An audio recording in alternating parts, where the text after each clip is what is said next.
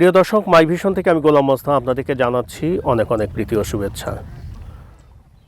দর্শক, জানা অজানা নিয়ে আজ হাজির হলাম আপনাদের মাঝে।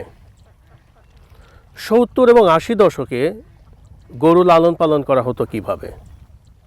আসলে প্রকৃতপক্ষে ওই সময় গরু লালন পালন করা হতো সনাতন পদ্ধতিতে।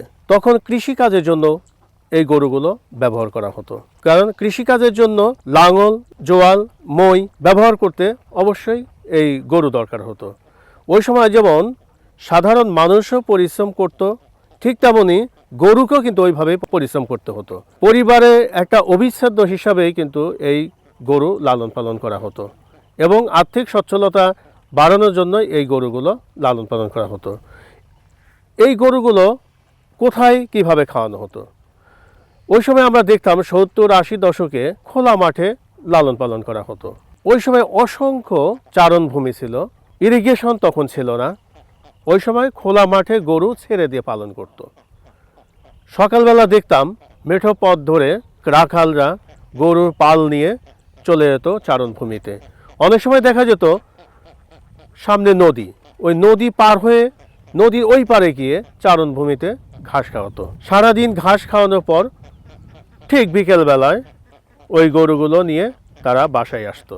যখন ঘাসের পরিমাণ ভালো থাকতো তখন ওই ঘাস দিয়েই কিন্তু হয়ে যেত, বাড়তি কোনো ঘাস দরকার ছিল না। যখন একাধিক সময় গরু চারণভূমিতে ঘাস খাওয়ানো হতো, ঘাসের পরিমাণ কমে যাওয়াতে আসলে গরুর ওই রকম পরিপূর্ণ খাবার তখন সংগ্রহ করা সম্ভব হয় নাই। এই জন্য তাকে আলাদাভাবে কিন্তু ঘাসগুলো সংগ্রহ করতে হতো। বিভিন্ন জায়গা থেকে ঘাস কেটে আনতে হতো, অথবা বাড়ির কিছু খড় থাকতো, সেই খড় দিয়ে তাকে খাওয়াতে হতো। বাসস্থান কিন্তু ওই রকম ছিল না। এখন আমাদের আধুনিক যুগে খামারিদের দেখি খুবই উন্নত মানের বাসস্থানের ব্যবস্থা আছে, কিন্তু ওই সময় 70-80 দশকে গরু লালন পালন করা হতো জীর্ণ কুটিরের মধ্যে। যেমন থাকতো খড় পাতা, অথবা সোনের ঘর, অথবা উপরে টিনের চালা, চারপাশে সোলার বেড়া, এইরকম দিয়ে কিন্তু তখন গরু লালন পালন করা হতো। বিশাল শেড দিয়ে গরু লালন পালন করা হচ্ছে, পাকা করা হয়, পাকার মধ্যেই গরু লালন পালন করা হয়। ওই সময় কাঁচা মাটির মধ্যে গরু লালন পালন করা হতো। বৃষ্টি বাদল যেভাবে আসুক, এমন অবস্থায় হতো গরু যেখানে রাখা হতো ওইখানে প্রচুর পরিমাণে কাদা হয়ে যেত। ওই কাদার মধ্যেই কিন্তু গরু লালন পালন করা হতো। ঠিক মতো তারা ঘুমাতেও পারতো না। অনেক সময় দেখা যেত পায়ে কাদার লেগে ঘা হয়ে যেত। তখন কিন্তু তারা যে উন্নত মানের চিকিৎসা, সে চিকিৎসাটাও ছিল না। তারা কবিরাজি চিকিৎসা বা বিভিন্ন গাছগাছলা দিয়ে তারা চিকিৎসা করত। কোনো গাছের ছাল, সেটা পানি দিয়ে সিদ্ধ করে পায়ে ঢালা, এইভাবে তারা চিকিৎসা করত। এখন বর্তমান যুগে আমরা দেখতে পারি যে একটা গরুর রোগ জীবাণু হলেই পশু ডাক্তার আছে, পশু ডাক্তার নিয়ে এসে তারা উন্নত মানের চিকিৎসা করে সেগুলো সমাধান করে থাকেন। ওই সময় গরুর রোগ জীবাণু কিন্তু খুবই কম হতো। ঝড়, বৃষ্টি, রোদ সব কিছু কন্ট্রোল করতে পারতো, কারণ দেশি গরুগুলো পালন করা হতো, তাদের সব কিছুই মেনে নেওয়ার মতো ক্ষমতা ছিল। এখন বর্তমান যুগে যে আধুনিক পদ্ধতিতে যে খামারগুলো পরিচালনা করা হচ্ছে এবং উন্নত মানের বীজ দিয়ে বিভিন্ন উন্নত মানের গরু তৈরি করা হচ্ছে, যারা আসলে রোদের সাথে বা আবহাওয়ার সাথে অ্যাডজাস্ট করতে পারে না। এই জন্য কিন্তু প্রতিনিয়তই আমরা দেখতে পারি সেই খামারে বিভিন্ন ধরনের রোগ জীবাণু লেগেই থাকে এবং তারা প্রতিকূলতার সাথে সুন্দরভাবে কিন্তু মানিয়ে নিতে পারে না। তাদের ফ্যানের ব্যবস্থা করতে হয়, পরিপাটিভাবে শেড নির্মাণ করতে হয়, গোসল করাতে হয়, এভরিথিং করতে হয়। আর আমরা ওই সময় দেখতে পাচ্ছি যে গরু আসলে গোসল করানো হতো নদীর মধ্যে নিয়ে বা পুকুরে নিয়ে গোসল করানো হতো। আমি যদি একটু খাবারের দিক দিকে বিচার বিশ্লেষণ করি, ওই সময় গরুকে খাওয়ানো হতো ভাতের মার, কচুরিপানা, বিভিন্ন কলমি শাক বা লতা পাতা, এই ধরনের খাবার কিন্তু খাওয়ানো হতো। আর এখনকার যুগে আমরা দেখতে পারি যে গরুকে খুবই উন্নত মানের ফিড খাওয়ানো হচ্ছে, যেমন খোল ভুসি একত্রিত করে সেটা ফিড তৈরি করা হচ্ছে এবং উন্নত মানের খাবার খাওয়ানো হচ্ছে। আর ওই সময় আমরা দেখতাম যে গরু মহিষ যেটাই লালন পালন করা হোক, মশা মাছির হাত থেকে বাঁচার জন্য তারা ধোঁয়ার ব্যবস্থা করত। হয়তোবা উচ্ছিষ্ট কিছু খড়কুটা জ্বালিয়ে সেখানে ধোঁয়া দিয়ে মশাগুলো তাড়ানো হতো, অথবা ধূপ জ্বালিয়ে বিভিন্নভাবে মশা মাছি রোধ করা হতো। আমরা আধুনিক যুগে খামারগুলোতে দেখতে পাচ্ছি তারা খুবই উন্নত মানের ব্যবস্থার মাধ্যমে গরুগুলো লালন পালন করে থাকেন এবং মশামাছি তাড়ানোর জন্য তারা বিভিন্ন পদক্ষেপ গ্রহণ করে থাকেন। সেটা ওই সময় সম্ভব ছিল না, যেহেতু ওই সময় দেশি গরুগুলো লালন পালন করা হতো। দেশি গরুতে দুধের পরিমাণ খুবই কম ছিল। ওই সময় 1 থেকে 2 সের দুধ হতো। 3টা বা 4টা গরু দোহান করার পরে দেখা যাচ্ছে 5 সের দুধ হতো। সেই দুধগুলো পারিবারিক চাহিদা মেটানোর পর কিছু দুধ তারা বাজারে বিক্রি করত, সেটা হলো গোয়ালার মাধ্যমে, যাকে বলে ঘোষ। তখন ঘোষ এখান থেকে দুধগুলো সংগ্রহ করত। এখন আমরা দেখি যে একটা গরুতে 30 থেকে 35 লিটার দুধ হচ্ছে এবং এই দুধগুলো বিভিন্নভাবে বিভিন্ন জায়গায় উন্নত মানের প্রক্রিয়ায় এই দুধগুলো বিক্রি করা হচ্ছে। ওই সময় কিন্তু এটা করা সম্ভব ছিল না। অনেক সময় আমরা দেখতে পাচ্ছি যে গোয়ালারাও অনেক জুলুম করেছে খামারিদের উপর, কারণ ওই সময় গরুর দুধ বিক্রি করার মতো কোনো জায়গা ছিল না এবং সাধারণ মানুষ যে দুধ কিনে খাবে ওই রকম কিন্তু সামর্থ্যও ছিল না, কারণ অর্থের অভাব ছিল। তখন যদিও দুধের দাম 2 থেকে 3 টাকা সের ছিল, এখন সেই দুধের দাম কিন্তু 80 থেকে 100 টাকার মধ্যে বিক্রি হচ্ছে। আমরা অনেক অভিজ্ঞ কৃষকদের সাথেও কথা বলেছি, 1 টাকা 2 টাকা এরকম দুধ বিক্রি করত। হঠাৎ 2-1 জন দেখা যায় গরু লালন পালন করত কৃষিকাজের জন্য। আবার অনেক সময় আমরা দেখতে পাচ্ছি যে ওই সময় কিন্তু যাদের গরু বাছুর ছিল না, নিজেরাই কিন্তু গরু জোয়াল দিয়ে মই টানতো বা এরকম কাজ ওনারা কিন্তু করে থাকতো। উন্নত ব্যবস্থাপনা হওয়ার ফলে গরুকে কিন্তু আমরা উন্নত মানের বিভিন্ন ভ্যাকসিন প্রদান করছে, সেই ভ্যাকসিনের মাধ্যমে তারা এই গরু বাছুরকে রক্ষা করছে। রাস্তাঘাট ছিল না, পায়ে হেঁটে যেতে হতো, দূরে গিয়ে এই দুধগুলো বিক্রি করা হতো। এটা কিন্তু অনেক সময় বিক্রি করা সম্ভব হয় না, এই জন্য ঘোষের সহযোগিতা নিতে হতো। আর এখন আমাদের উন্নত মানের ব্যবস্থা থাকার কারণে বিভিন্ন কোম্পানি এখানে যুক্ত হয়েছে, তারা এখান থেকে দুধগুলো সংগ্রহ করছে এবং উন্নত যাতায়াত ব্যবস্থার কারণে তারা সহজেই দুধগুলো বিক্রি করতে পারছে। আমরা এটাও জানি যে 70 এবং 80 দশকে গরুর যে দুধগুলো আমরা খেতাম আর এখনকার আমলে যে গরুর দুধগুলো খায়, এটার মধ্যে কিন্তু অনেকটা তফাৎ রয়েছে। কারণ দেশীয় গরু তখন লালন পালন করা হতো, দুধের পরিমাণ খুবই কম হতো, সেই দুধের ঘনত্বটাও অনেক ছিল এবং খেতেও অনেক মজা ছিল। আর এখনকার একটা গাভী যেহেতু 30 থেকে 35 লিটার, 32 লিটার, 28 লিটার দুধ হয়, সেখানে কিন্তু দুধের ঘনত্বটা আমরা কিন্তু ওই রকম পাই না। এবং স্বাদের দিক দিয়ে যদি বিচার বিশ্লেষণ করি, দেশি গরুর দুধ এবং এখন যে বিদেশি গরুগুলো লালন পালন করা হচ্ছে তার মধ্যে কিন্তু অনেকটা ব্যবধান রয়েছে। আগে মিষ্টি বিক্রি করা হতো খুবই কম টাকায়, আর এখন মিষ্টি বিক্রি করা হচ্ছে অনেক বেশি টাকায়।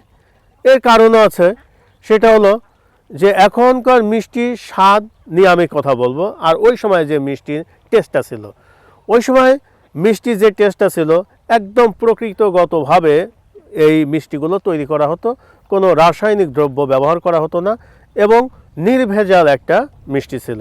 সেটা খাওয়ার পরে একটা অন্যরকম একটা ইমেজ জাগতো। আর এখন বর্তমান দুধের কোয়ালিটি কিন্তু এই রকম ভালো না, উন্নত মানের বিভিন্ন রাসায়নিক দ্রব্য দিয়ে মিষ্টি দধি তৈরি করা হচ্ছে এবং আসলে এটা কতটুকু স্বাস্থ্যসম্মত এটা কিন্তু আমরা কেউই জানি না। আমরা যদি 70 এবং 80 দশকে চলে যাই, শীতকালীন অবস্থায় গরু বাছুরকে কিভাবে রক্ষা করা হতো শীতের হাত থেকে। আমরা দেখতাম পাটের ছালা, সিরাক, কাঁথা দিয়ে পোশাক দিয়ে তাদেরকে ঢেকে রাখা হতো। আধুনিক যুগে এসে আমরা দেখি যে আধুনিক পদ্ধতির মাধ্যমে ব্যবহার করছে। শীতের সময় শীত থেকে রক্ষা করা এবং গরমের সময় গরম থেকে রক্ষা করার বিভিন্ন সরঞ্জাম তারা আধুনিক পদ্ধতির মাধ্যমে ব্যবহার করছে। ওই সময় কিন্তু সেটা সম্ভব ছিল না, যেহেতু গরমের সময় তারা খোলা মাঠে গরু লালন পালন করতেন, সেখানে রোদ বৃষ্টি উভয় কিন্তু তারা ভোগ করত এবং তারা মোটামুটি একটা অ্যাডজাস্টের মধ্যে ছিল এবং ওইভাবে তারা গরু লালন পালন করতেন। গরু পালন এমন একটা বিষয়, গরুর প্রতিটা জিনিসই কিন্তু কাজে ব্যবহার করা হচ্ছে। গরুর চোনা, গরুর গোবর, সেটা থেকে জৈব সার তৈরি করা হচ্ছে। যেহেতু ওই সময় উন্নত মানের কোনো ব্যবস্থাপনা ছিল না, এই জন্য কৃষিকাজে এই জৈব সারটাই কিন্তু ব্যবহার করা হতো। সেটা হতো গরুর চোনা এবং গোবর থেকে। এটা মাটির মধ্যে পুঁতে রেখে নির্দিষ্ট একটা সময় রেখে দিয়ে ওইখানে জৈব সার তৈরি করা হতো এবং ওই সারটাই জমিনে ব্যবহার করা হতো। বর্তমান যুগে ওই গোবর এবং চুনা দিয়েই বিভিন্ন কলকারখানায় মেশিনের মাধ্যমে তৈরি করা হচ্ছে রাসায়নিক সার। ওই রাসায়নিক সারটাই এখন ব্যবহার করা হচ্ছে উৎপাদনের কাজে। যেহেতু ওই সময় ইরিগেশনে ধান উৎপাদন হতো বিঘাতে মাত্র 5 থেকে 6 মণ।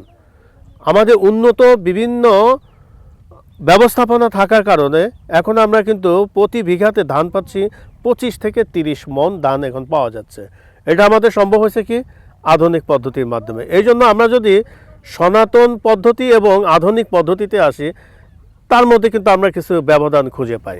মোটের উপর একটা কথা হলো, সেটা হলো আমরা সনাতন পদ্ধতি থেকে কিভাবে আমরা আধুনিক পদ্ধতিতে আসলাম সেটা নিয়ে আমরা একটু কথা বলতে চাই। যেহেতু সনাতন পদ্ধতিতে আগে দেশীয় গরুগুলো লালন পালন করা হতো, আধুনিক গরুগুলো যে পাচ্ছে এখন বা বিভিন্ন বিদেশি গরু কিভাবে পেলাম সে সম্পর্কে একটু আমি বলি।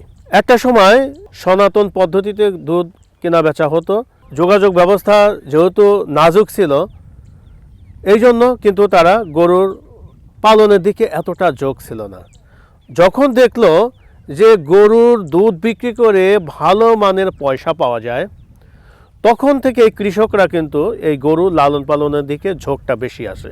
সেটা কিভাবে আসলো? বিভিন্ন উন্নত বীজের মাধ্যমে। সনাতন পদ্ধতিতে যখন গরু বীজ দেওয়া হতো সেটা হতো ষাঁড় গরু দিয়ে বীজ দেওয়া হতো। ওই বীজের যে বাচ্চাটা হতো ওইটা হলো দেশি। আধুনিক যুগে এসে আমরা দেখতে পারলাম উন্নত মানের বীজ সংগ্রহ করে এনে ডাক্তারের মাধ্যমে ওই দেশীয় গরুরকে প্রেগনেন্ট করাতে হতো, সেটা হলো ক্রসের মাধ্যমে।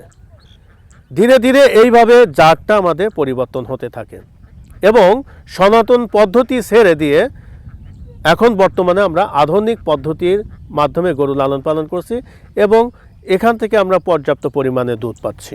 সনাতন পদ্ধতি প্রায় এখন শেষ পর্যায়ে এখন আছে আমাদের। খুবই কম এখন দেখা যায় সনাতন পদ্ধতিতে গরু লালন পালন করছে। এখন আধুনিক পদ্ধতির মাধ্যমেই গরু লালন পালন করে বেশ সফলতার মুখ এখন অনেকেই দেখছে এবং এখন আমরা দেখতে পারি যে গ্রাম থেকে শুরু করে শহরে বিভিন্ন জায়গায় এখন এই খামার তৈরি করা হচ্ছে এবং এই দুধ এখন বিভিন্ন জায়গায় আমদানি রপ্তানি করা হচ্ছে, যেটা আগে সাধারণ মানুষের মাঝে কিন্তু এই দুধটা দেওয়া সম্ভব হতো না। তারা যে একটা সংরক্ষণ করবে সেই সংরক্ষণের কোনো ব্যবস্থাপনা ছিল না, কোনো ফ্রিজ ছিল না, কোনো কিছুই ছিল না। দুধ তো খুব অল্প সময়ের মধ্যে নষ্ট হয়ে যেত এবং তাকে অল্প সময়ের মধ্যে কিন্তু যে কোনো একটা সিদ্ধান্ত নিতে হতো এবং সাথে সাথে তার এই কাজটা সমাধান করতে হতো। কিন্তু বর্তমান যুগে আমরা দেখতে পারলাম যে যেহেতু দুধকে আমরা বিভিন্নভাবে সংরক্ষণ করতে পারছি, বিভিন্ন রেফ্রিজারেটরের মাধ্যমে, বিভিন্ন কোল্ড স্টোরেজের মাধ্যমে আমরা দীর্ঘক্ষণ এই দুধটা সংরক্ষণ করতে পারি। এই জন্য এখন আমাদের ডেইরি খামারের দিকে সাধারণ মানুষ ঝুঁকে পড়ছে। আমরা এই বিষয় নিয়ে পরপর আপনাদের কিছু এপিসোড দেখানোর চেষ্টা করব যে বর্তমান যারা গরু লালন পালন করছে তারা কি অবস্থায় আছে। অনেকেই বলে গরু লালন পালন করে লস হচ্ছে, কেউ বলছে ক্ষতি হচ্ছে। কিভাবে তারা লসে পড়ছে এবং কিভাবে তারা লাভবান হচ্ছে না সে সম্পর্কে আমরা ধারাবাহিকভাবে আপনাদেরকে জানানোর চেষ্টা করব। দর্শক, আজকের মতো আমরা এখন শেষ করছি। আগামী কোনো পর্বে বিভিন্ন খামারের সমস্যা এবং সমাধান নিয়ে আলোচনা করব। সবাই ভালো থাকেন। আল্লাহ হাফেজ। ধন্যবাদ।